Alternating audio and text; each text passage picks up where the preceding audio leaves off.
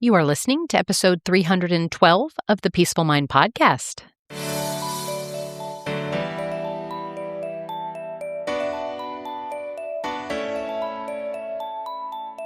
Welcome to the Peaceful Mind Podcast, a place for creating the peace of mind you need to be the best mom you are created by God to be.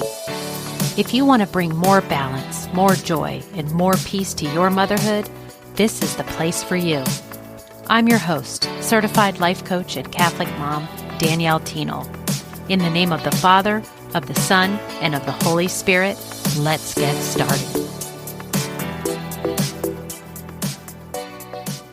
Hello, beautiful mamas, and welcome back to another episode of the Peaceful Mind Podcast. I am thrilled for those of you that are here today who struggle with this topic that we're going to talk about. Because I'm hoping that you will find much relief and some steps to actually try and heal if you find yourself being a yelling mom.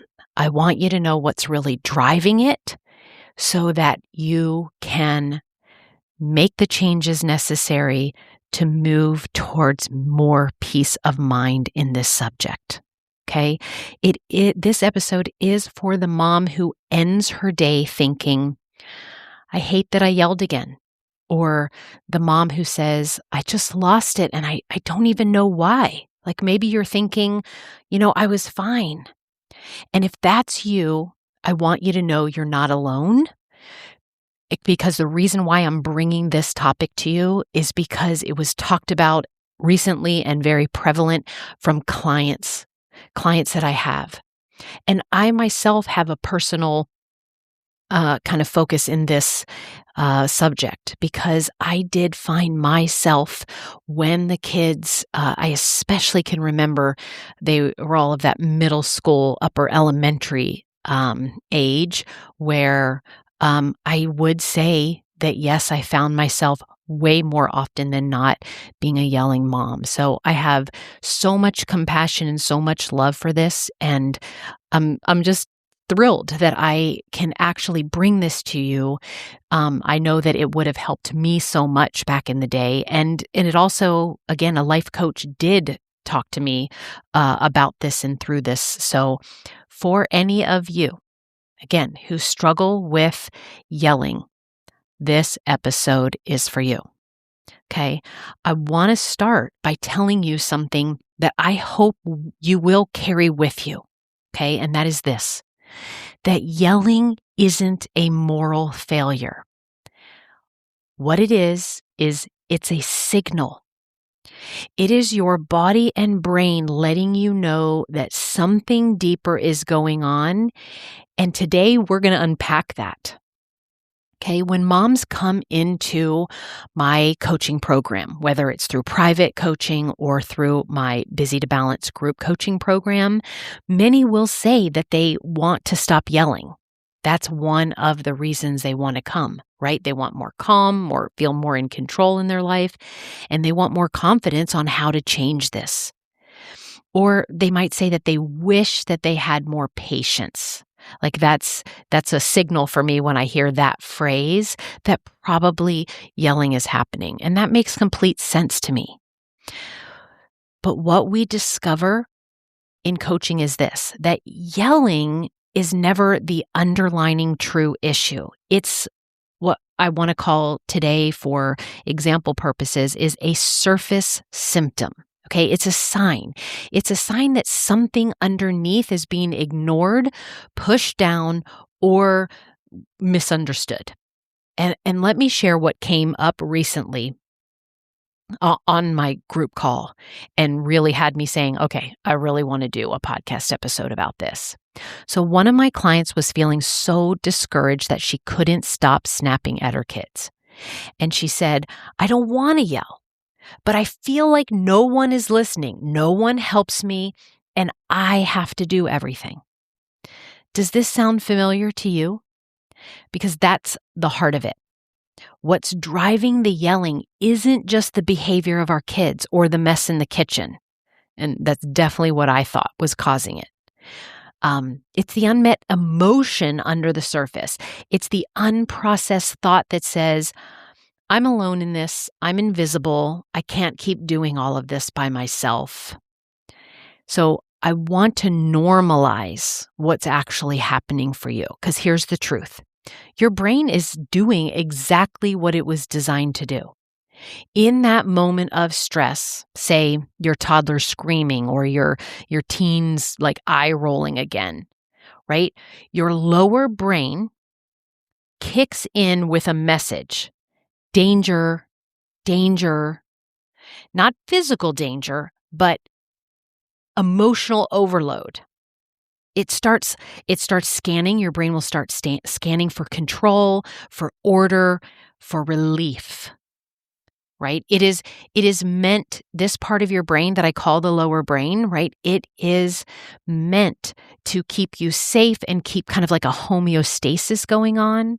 So when it has scanned and said, right, I need control, I need order and relief, that's what leads to this urgency and this drive to yell. So, and if you've been ignoring your own needs, like if you've been saying yes too often, you've been holding in emotions for days, yelling will then feel like the pressure valve released. You yell because there's no room left. You yell because no one taught you what to do with those negative feelings that have built up before they've boiled over. And but now you're here right now with me today, and this is why I'm going to walk you through exactly what to do instead. And I'm going to remind you that this will, like, if this is something that you want to create for yourself, that you yell less, that you become a mom who even stops yelling, then we're going to have to commit to practicing a new way of taking care of ourselves. Okay. But before we talk about how, I want to pause and look at what yelling moms actually need. Okay. And I'll do that by telling you what we definitely don't want more of. No more shame around it.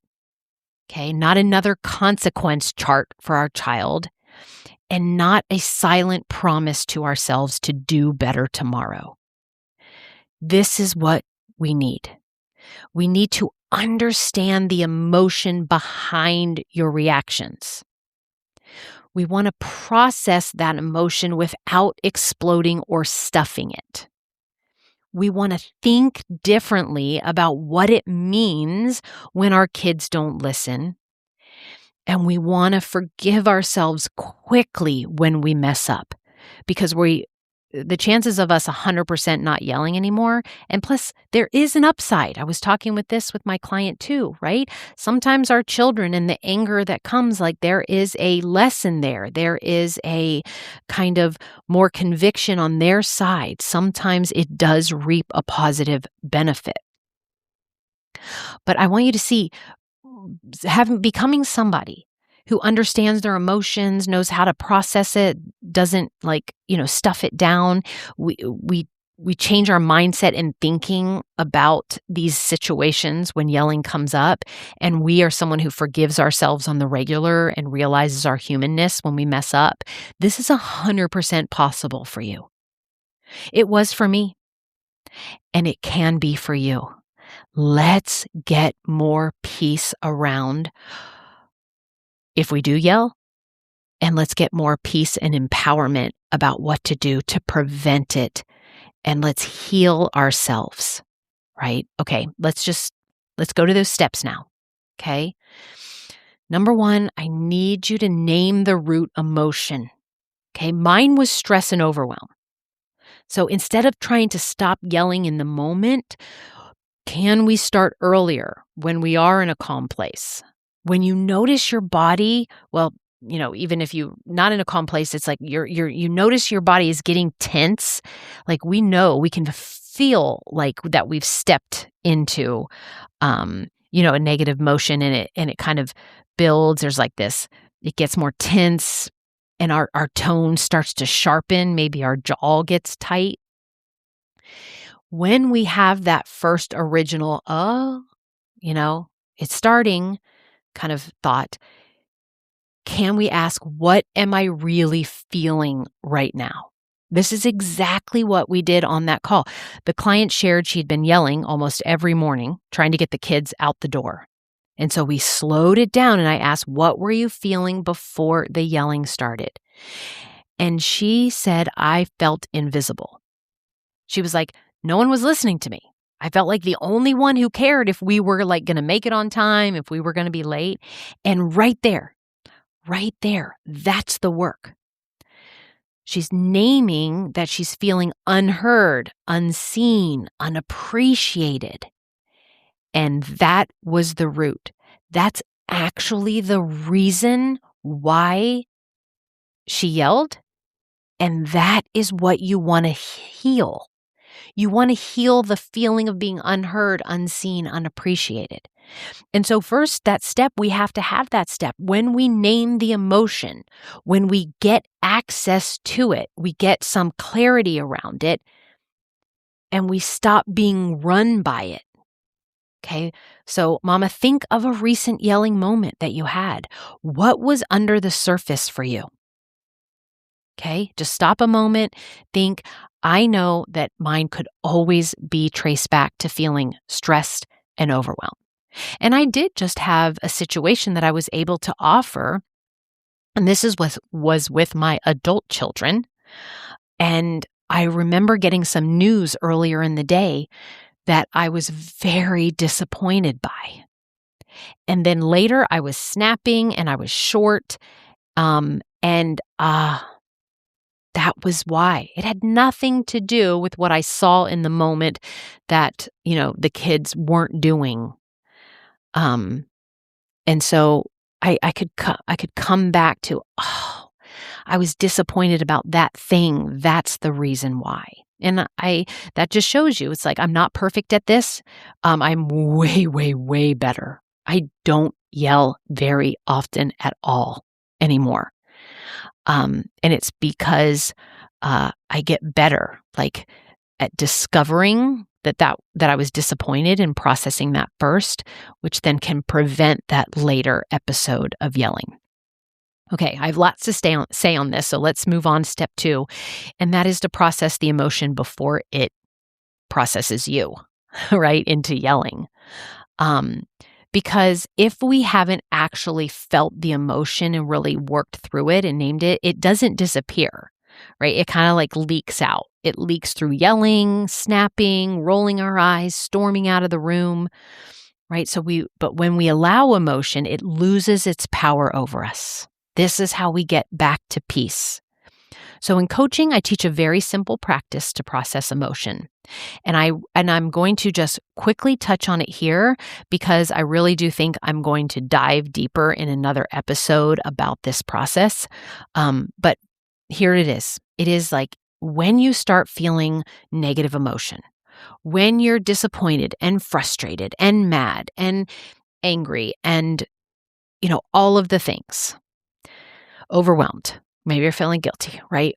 Pause, notice what's coming up and name it. Say, I'm feeling resentful, or I feel tired, or I feel ignored.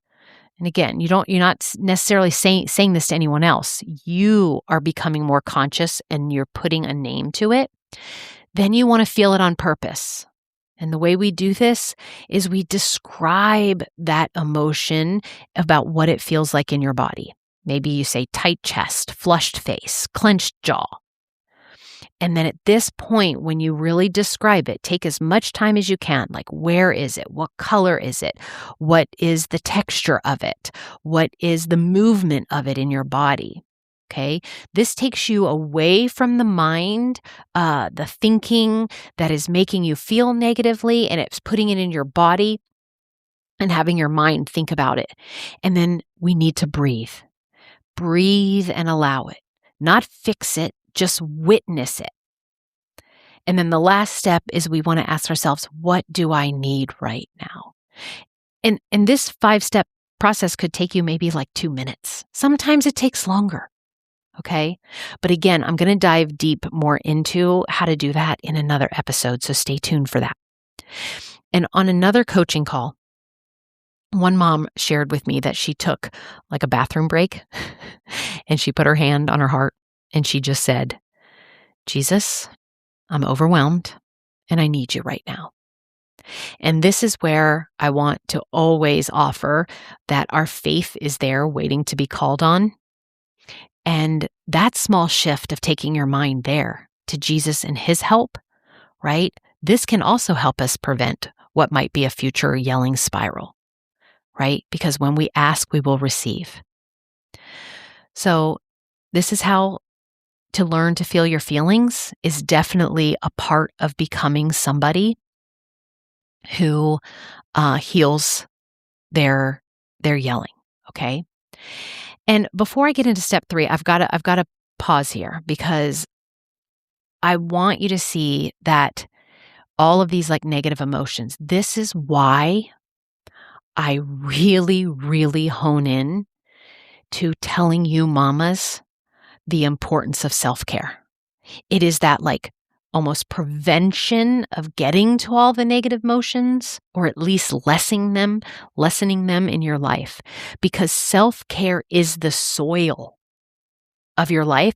And when you yell continually on a regular basis, again, I'm telling you, that's a signal. And so if you think about your self-care, if you have a lot of self-care, then you've got really like rich, hydrated soil. But if you find yourself yelling on a regular basis, you know what it's telling you? The signal is your soil is dry, like bone dry. So I want to pause and say something that came up. Again, this working and talking with and coaching with busy moms just like you on a regular basis. Right? I think this will resonate with you. A mom recently said, I thought self-care was just like, I couldn't believe that, I was like yelling so much because in my mind, I felt like I had like just got my nails done. So I'm like, oh, I checked off my self-care. But she still ended up yelling. And I lovingly told her that I was super glad that she went and got her nails done, right? Like that is not that's not bad self-care at all. It's just a signal that it could be not enough. Again, that whole surface level, like you might be trying to say to yourself like, oh, I am taking care of myself. But I'm pointing out that you must have been in a deficit. And the one thing you did for yourself wasn't enough. It didn't bring you up to your like baseline level. Yeah. And where I love pampering yourself. That is definitely a form of self-care. We want to go beyond. Are you nurturing your emotional life? Are you nurturing your spiritual life, your physical well-being, especially when life has been heavy? Are you, maybe you've gone through a season of big emotions. Maybe you had grief or a big change or a big stressor, right? Then your tank may be lower than usual. So yelling becomes the warning light. It's your whole body and spirit saying, I need care. I'm running low. I'm not okay. This is why I teach my clients to practice extreme self-care. And I have several episodes on it. Not just enough to get by, right? This is kind of where most moms fall. But I want enough to feel like you've got an overage, an overflow, so that when motherhood, because it will, throws you its messy moments, you have calm in your tank. You have some margin because you're in such overflow, to say that's okay when the milk spills on the couch, or I've got you when your child calls mama for the 47th time that hour. And when you're able to react to those particular, like those examples of the milk spilling on the couch or your child calling your name again, right? That's how you can tell when you've got this overage of self-care. You're able to handle those things so much more calm. You're able to respond in peace. And not because we're like thrilled that those things are happening, not because the moment like is perfectly how we want it, but because you are nourished. You're nourished. So just kind of ask yourself today, where have I been skipping on true care for myself? What does my soul need? Like not just my schedule. What would it look like to pour into me this week? Not as a luxury, but as like a spiritual responsibility to care for yourself so that you can show up as the mom you want to be. And again, I know I sidetracked because it's just, if you find yourself having to process negative emotions on the regular, then I want you to definitely check in on where your self-care is. Okay, but we are going to get back to the steps to heal the yelling, right? So we had step 1, which was to name that root emotion. Step 2 was to process the emotion before it processes you. And then step 3 now is to shift the thought driving the feeling, right? So once you have that, you've named the feeling and described it in your body and you've breathed through it, right? In coaching, we always come back to this. Your thoughts create your feelings. Your feelings then drive your actions, and your actions create your results. So if you're yelling, which is the action, it's because there's a thought feeding a feeling that is leading to that action of yelling. So here are some examples. Here's the thought. They never listen to me. That creates the feeling of frustrated, and then the feeling of frustrated is what drives the action of yelling. Another example, we have the thought, I have to do everything. That thought drives the feeling of resentful. And then the feeling of resentful drives the action of snapping. Here's a thought, I'm failing as a mom. That thought creates the feeling of shame. And when we are vibrating in our bodies with the feeling of shame, it drives the action of withdrawing, hiding, or perhaps like overcorrecting. So in these instances, we want to recognize, we want to have that like alert system, right? Feeling frustrated, okay? We want to name it, right? We're feeling resentful, okay? And then we want to say, where's resentful in my body? And we want to process it through. We want to breathe through the resentful. And then this is where we want to then do this next step, was shift the thought driving the feeling, right? So this is where we want to try and grab what I call a bridge thought instead, right? So instead of they never listen to me, could we access something like they're learning how to listen, I can guide them without yelling. Instead of I have to do everything, could we find the bridge thought of I can ask for help and set boundaries around what I do and don't do. And then if we are feeling the shame because we're thinking I'm failing as a mom, could we then shift and access something like, this is a hard moment, but it's not a bad life. Do you see how that's just like loosening up that feeling and finding something else that has you feeling better, right? And when you're doing this step, you're not just reacting, you're retraining your mind. Okay? Retraining your mind. Greatest gift we can give ourselves. Okay? All right, step 4.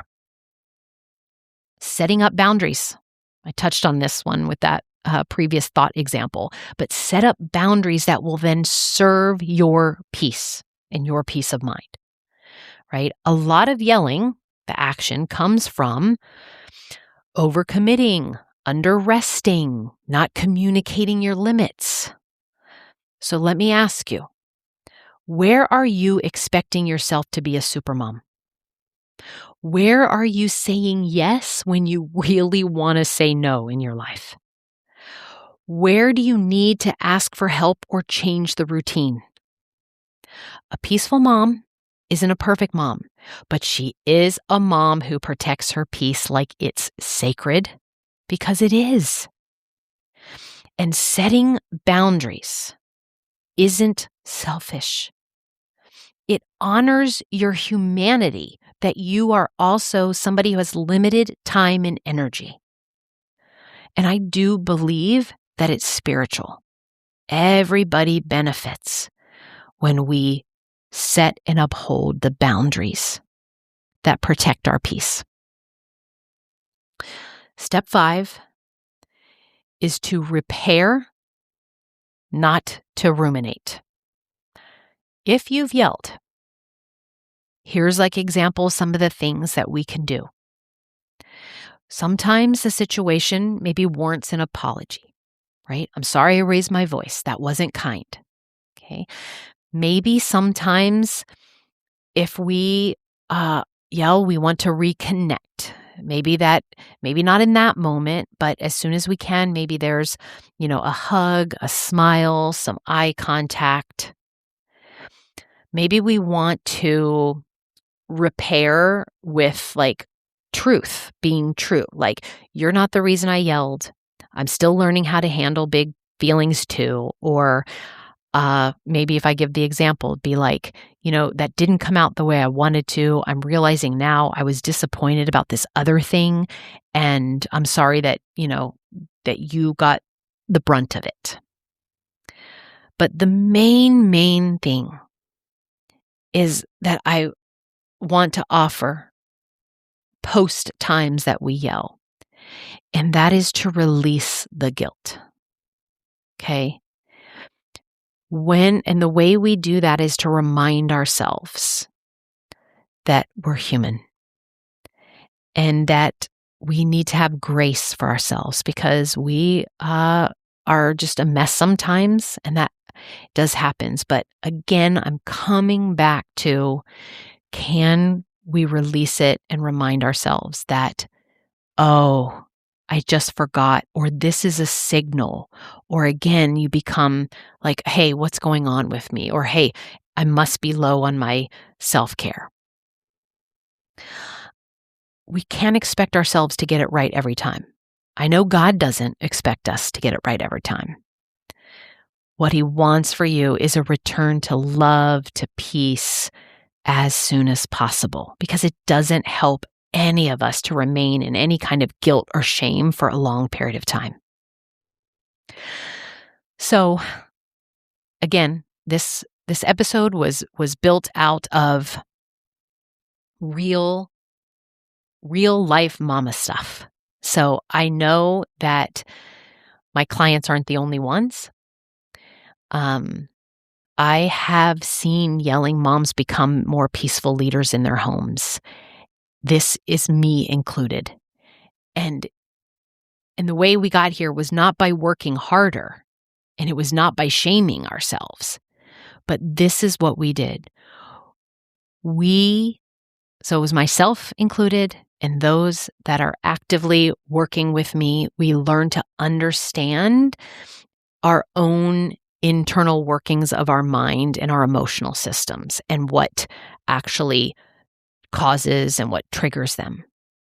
And then we have worked hard to rewrite our thought patterns, right? Ones we didn't even know we had. It actually took an outside person to be able to help us and show us.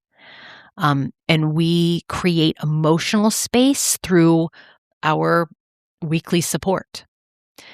And we're often reminded that we are worthy of this peace, and it's possible for us to change if this is the focus of one of our goals. So, and I've had somebody who I've worked with who definitely has healed herself as a yelling mom. And she says, it's not that I never yell now. It's that I recover faster. I understand what's going on, and I don't stay stuck in guilt. And that is actually the result that I know that we're all after, and is very attainable. And that is the power of coaching. So, so what's driving it for you? Let me ask you some simple questions like what's really behind your yelling? What is that certain emotion that keeps showing up for you? What are the thoughts that are fueling that emotion for you? And what boundary do you need to set, or what belief needs to shift for you to start seeing change? And you don't have to have all the answers today, but by finding some to these really empowering questions, that's where the change and the healing will begin. So that is what I have for you today. If this episode spoke to you and you are tired of trying to fix things on your own, I want to invite you to explore this further. So inside my group and inside my private program, we walk through exactly this, right? Identifying what's driving the stresses in our life, learning how to process our emotions, definitely with more grace, and creating a more overall peaceful life that is rooted in your faith, not in the frustrations that motherhood does bring. And the best way to explore if coaching is right for you is to schedule a free, peaceful mom strategy call with me. And you can do that by going to my website. It's my name, DanielleTienel.com. And there's never any pressure. It's just clarity, it's connection, and it's care. Okay? You deserve peace, mama. Not just moments of it, but a whole mindset and life of it. And you don't have to get there alone. And I really hope that this episode, for those of you that have been struggling with yelling, that you found, hey, listen to it again, take some notes, try some of it out, put it into practice. Okay, I asked some questions here. If you really answered them and explored it, it can really make a difference. Okay, everyone, thank you so much for being with me today. And please pass along the podcast if you know of another mama who might be struggling and could benefit. I so appreciate it. So much gratitude to all of you. And until next week, may peace be with you always. Thank you so much for tuning in to today's episode of the Peaceful Mind podcast. If you found value in today's episode, I'd be so grateful if you could subscribe and leave a review. It not only supports the podcast, but ensures you don't miss out on future episodes packed with insights and tools to create peace of mind in your busy mom life.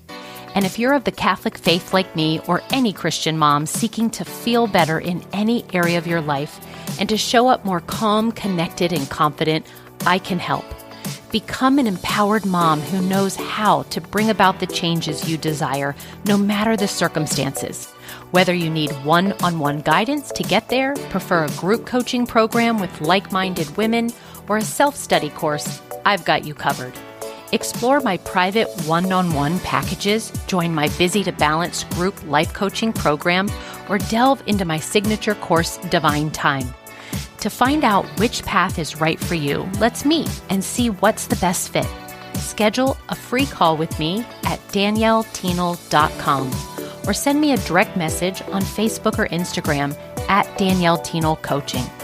And also, don't forget to get your copy of my book, The Cyclone Mom Method, How to Call on Your God-Given Power to Remain Calm, in Control, and Confident as a Busy Mom. Dive into the digital and bonus audio version when you go to book.danielletienel.com/new-book.